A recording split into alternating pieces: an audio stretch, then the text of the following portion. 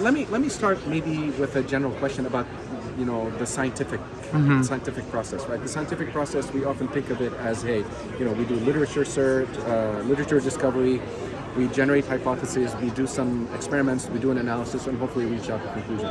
Yeah. We always think about it as like a linear process, but it's not. It's very iterative. There's a lot of feedback loops. And so the idea behind our partner Kosmos here, they actually built a system of long-running agents that is able to essentially accelerate this literature discovery, analysis, hypothesis generation process from 6 months to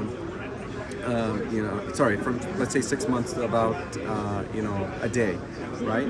And so a big part of this really is there's a couple of things that's powering this. They actually developed a multi-agent system. So you have obviously an agent that does literature survey. You have an analysis agent, and again, those are all long-running agents, and those are not just single instances. I mean, they could be multiple instances of each agent running at any one point in time, right? So if you think about the agents or long-running agents in general, what's really, really important is if you want to do an analysis, you want to make sure that the documents that they actually are exposed to are true, faithful representations of the actual document itself, right? And so that's where we actually came in and we helped them with an NVIDIA library called Nemotron Parse.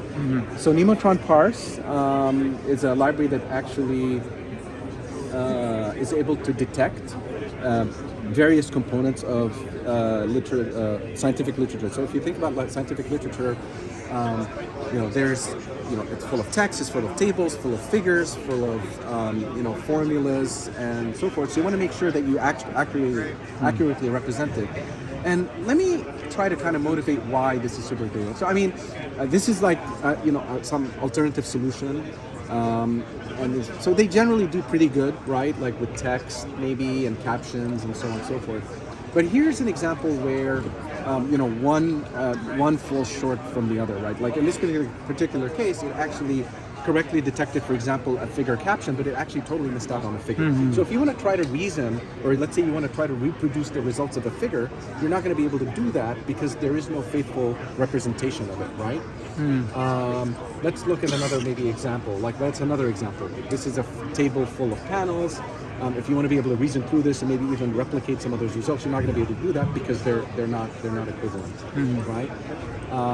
So what we did was, in collaboration with Edison, we actually identified a few questions where we actually ask,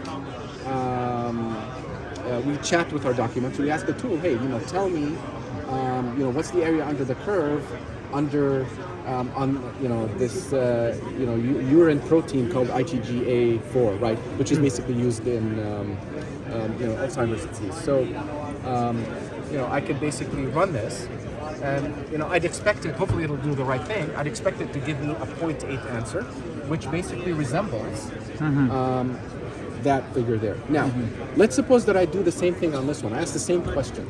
Okay, so I do this. Now, theoretically, it's going to come up with some random answer, okay, which is incorrect, because here it's clearly 0.8. And the reason why it came up with an incorrect answer is because it wasn't actually exposed to that particular figure. And so, why this is important, again, it's because like we as humans, we look at this, we're able to reason.